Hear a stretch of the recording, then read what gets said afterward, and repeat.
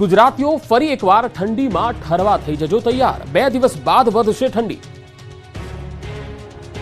ગુજરાતમાં છેલ્લા એકાદ અઠવાડિયાથી ઠંડીનું આક્રમણ જોર ઘટ્યું છે।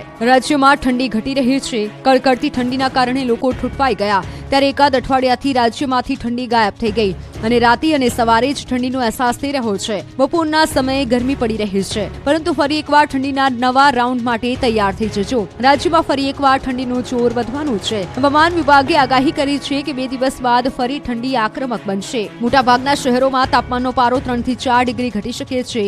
હાલ મોટાભાગના શહેરોમાં 15 ડિગ્રીની આસપાસ પારો રહે છે। ગાંધીનગર, નલિયા, વલસાડમાં 15 ડિગ્રી તાપમાન નોંધાયું, તો ડીસા, દીવ, અમરેલીમાં 16 ડિગ્રી તાપમાન છે।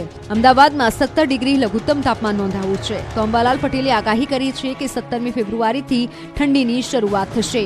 તો રાજ્યના જાણીતા હવામાન નિષ્ણાંત અંબાલાલ પટેલ અને પરેશ ગોસ્વામીએ ફેબ્રુઆરીમાં માવઠાની આગાહી કરી છે।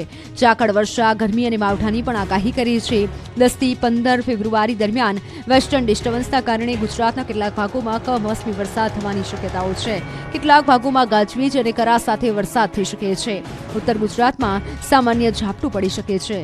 બનાસકાંઠા, સાબરકાંઠા, પાટણ અને કચ્છમાં માવઠું ત્રાટકી શકે છે।